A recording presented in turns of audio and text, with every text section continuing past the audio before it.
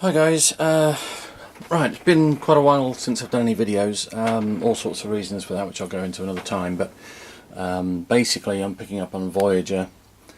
The last thing I did was sort of finish off some of these are the nav lights and the internal lighting, and what I've done is I've sort of joined the two halves together, and what I did is I had a bit of the LED tape. I don't know if you remember from the earlier videos, it was sort of folded and it went round that part of the primary hull, so it lit both the upper and the lower side. The little piece there would have lit the forward section of the secondary hull behind the radar dish, the deflector dish array basically, but it developed a fault and half of it worked, half of it didn't. Of course the weak point is where I'd split the insulation to allow it to bend round the corner. So I've ripped all that out and I've just replaced that with this. So what I've done is I've just cut down two small strips of the LED tape. It's the same stuff, 12 volt white, and if I pop that on now, that's just a little test, and you try and move it around and bend it and upset it if I can, so because if it's going to fail I'd rather it fail now, but that seems to solve the problem. So what I'm going to do is I'm going to tape that to the top half, and then the wire will be nice and flexible to go around the corner and do the underside as well. So I'll just put those in place and show you. One little tip I just noticed. Oh, by the way, I've probably said it a million times, but you know, if you're trying anything like this for the first time with your electronics and with the wiring, where I've joined it, always use a little bit of heat sink. Cut it a little bit longer than the joint itself, because it'll add support and it also insulates it so you don't have any nasty shorts inside. Another little tip, I've just noticed this, so I might as well show you now, and this is where some model makers they don't remember to do this. I've nearly forgotten on this one. Where you've got the nav light, so this will be the green one and that'll be the red for port, green for starboard. You see I've put a load of black tulip on the inside. That's to stop the red light bleeding into the rest of this area, because you don't want the red light from the navigation light bleeding through some of the windows. And the way to do that is to really cover it so there's absolutely nothing showing from the inside, but you can see the light on the outside. Or you can if I don't short it out. You can just see a little bit there, actually. You can see a little bit of the red showing through, so I need to give that a little bit more, but so what I'll do the same on that, and that will show you, and again it's just because we want the light going out, not in, but although the white light doesn't matter so much because it's the same colour as the internal lighting. Okay, so that's just using the sticky back self-adhesive strip, so that's the inside. That's going to light up this area here, and then as I move it like so, you can see the bottom one, that will illuminate the front windows behind the deflector dish. But because I'm using wire now to go around that bend, I'm not expecting that to break again. So just give it a little test. So yeah, and that'll do the underneath. And the navigation lights, fortunately, are all still working. You've always got to check everything a few times when you're moving things around. Some of the wire is a little bit brittle, and if you're not very careful when you strip the insulation, you can just nick the wire, which makes it easier to break later. So I'll just hot glue all this in place so it doesn't move around, and then we can finally start thinking about sealing up the primary hull and getting the primary and secondary hulls glued together. Okay, so that's the repair done to the wiring on the primary hull. I've put a little connector here, see the little red thing, so I can basically, that connects the primary to the secondary hull.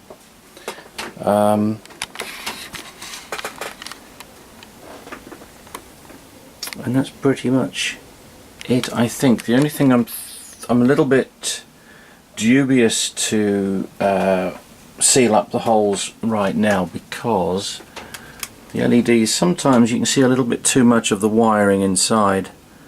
So if you look through those windows you can see a bit of wiring, so I think I might put some hot glue or something behind some of the larger windows to hide some of the wiring, which you can clearly see on some of these angles. So I think some sort of diffuser is in order. let's just see what that's like with the big light off. So everything's on, nav lights top and bottom, we've got the impulse engines are working, we've got the shuttle bay, observation deck underneath.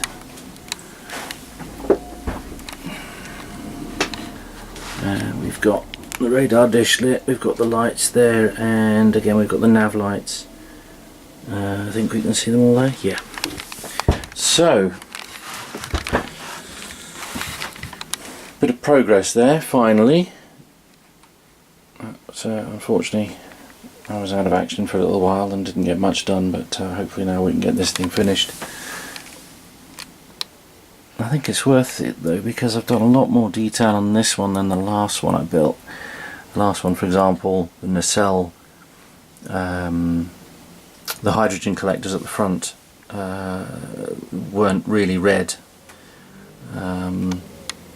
whereas these have got their own individual bulbs, so you've got a clear difference between the blue and the red. I didn't even attempt to light the impulse engines last time, but I have this time, and I think they've come out quite well. Because you can still see the grid. So yeah. Anyway, that's it for now, and obviously this will be the last piece to go in. The next thing to do, once I'm happy that I've diffused some of these windows, so you don't see too much of the wiring from outside, I think the next thing then is to join up the primary and secondary hull for good, seal it up, get the spine part in there. And then I can do some more surface detailing. So there we go. Anyway, be back soon with a bit more. Okay guys, just a little tip. If you notice, if you're looking through the larger windows, we're looking through them, some there on the secondary hull, you can see the wires inside, which spoils the illusion somewhat. Now I know you would have things inside rooms and behind windows, so some of it could be explained, but unfortunately, because the windows are quite big, you can actually see rather well into there. So what I've done is tried a little experiment with some hot glue behind these windows, and not only does it, when it's turned off, it looks like you've got some glass in there, it makes a lovely diffuser. Even if we turn off the big shed lights now, the overhead light, and close the door, if you look in there, you can't see any of the wiring anymore. They just look like genuine windows, and I've done the same with all of these. I'll open the shed door a little, let some light in, but you can no longer see the wires through those. They just look like proper windows. So just need to do a little bit of cleanup just on that one in there. You see little bits come through, but for the majority, that's first attempt, and that's really cleaned up those windows. There's just nothing visible through there that shouldn't be now. So, and they also, because you've got a surface there, you've got a nice bit of lighting, and you can even see it from the side now, whereas before there wasn't anything there, so you didn't see it so well from the angles. So just a little tip, only took 5 minutes, just go around all the big ones and just pop a bit of hot glue in there.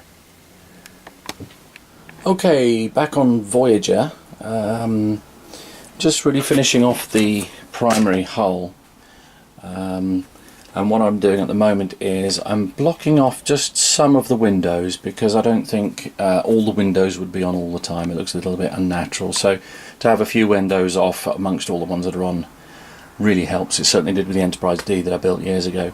Now another little trick I've tried this time is to basically have some actual windows, and what I've done is, it looks a bit messy on the inside, but I've been using hot glue behind the larger windows, and what that does is it stops you seeing all the wires inside. It stops you being sort of blinded by over brilliance. But the benefit is, if you look at that, you can actually see the light reflecting on the glue, so it looks like we've got real windows.